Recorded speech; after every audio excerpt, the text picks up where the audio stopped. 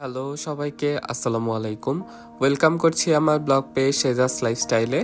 আমার ভয়েস শুনে বুঝতে পারছেন আসলে ঠান্ডা লেগেছে।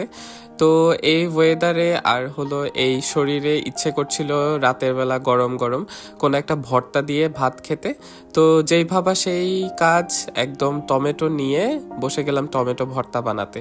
তো প্রথমে এখানে আমি টমেটোগুলোকে সেদ্ধ হওয়ার জন্য একটা ফ্রাইং প্যানে অল্প একটু পানি দিয়ে টমেটোগুলোকে হাফ করে কেটে এটাকে সেদ্ধ হতে বসিয়ে দিলাম। আপনারা চাইলে পানি নাও ইউজ করতে পারেন, তবে অল্প করে পানি দিলে আমার যেটা মনে হয় যে টমেটোগুলো একটু ভালোভাবে সেদ্ধ হয়।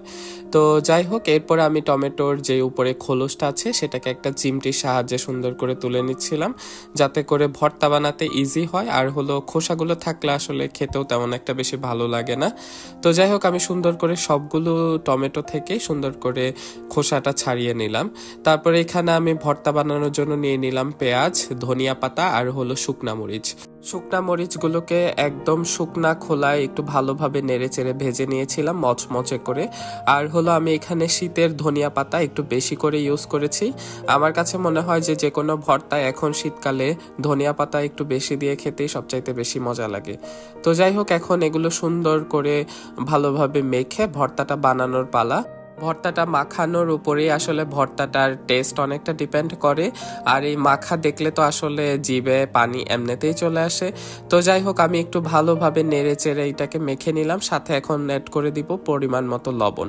লবণটা আপনারা আপনাদের স্বাদ মতো অনুযায়ী নেবেন। আমি তো লবণ একটু কমই খাই, তাই একটু অল্প পরিমাণে আসলে লবণটা নিয়েছি। লবণটা ভালো করে মেশানোর পরে এখন এটাতে অ্যাড করে দিব সরিষার তেল। সরিষার তেলটা আপনারা নাও দিতে পারেন, অনেকে আছে যে টমেটো ভর্তার মধ্যে সরিষার তেল খান না, তবে আমার মনে হয় যে দিলে ভালো হয়। আর আমার যেহেতু ঠান্ডা লেগেছে, তো সরিষার তেলটা আসলে দেওয়াটা ম্যান্ডেটরি ছিল, কারণ ঠান্ডাটা যাতে একটু হিলিং হয় আর কি।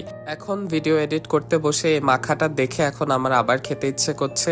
ভিডিওটা আসলে এতটাই টেম্পটিং লাগে দেখতে, ভর্তা মাখাটা আর কি। আমি অন্যান্য রান্না তেমন পারি না, অন্যান্য রান্না যেমনই পারি না কেন, কিন্তু ভর্তাটা আমি অ্যাটলিস্ট খুব ভালোভাবে বানাতে পারি, যে কোনো ধরনের ভর্তা। আর আমার হাতের ভর্তা যারাই খেয়েছে বা আমার ফ্যামিলিও বলে যে না, ভর্তা আসলে মজা হয় তোমার হাতের মাখাটা। শো অফ করছি না, আপনাদেরকেও একদিন ইনশাল্লাহ বানিয়ে খাওয়াবো। তো যাই হোক, এই তো ভর্তা মাখানো শেষ। এখন গরম গরম ভাত দিয়ে ভর্তাটা খেতে হবে। আচ্ছা, এই ভর্তাটা টমেটোর চাটনিও বলে অনেকে, আমাদের চট্টগ্রামের ভাষায় তো টমেটো চাটনিও বলে। এই টমেটো চাটনিটা আমার এক ফ্রেন্ডকে আমি দেখেছিলাম পরোটা দিয়ে খেতে। তো আমিও নিজে ট্রাই করেছিলাম একদিন যে টমেটো ভর্তা পরোটা দিয়ে কেমন লাগে খেতে।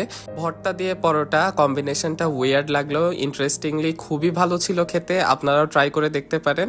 তো যাই হোক, এটাই ছিল আমার আজকে ছোট্ট একটা ভিডিও ব্লগ।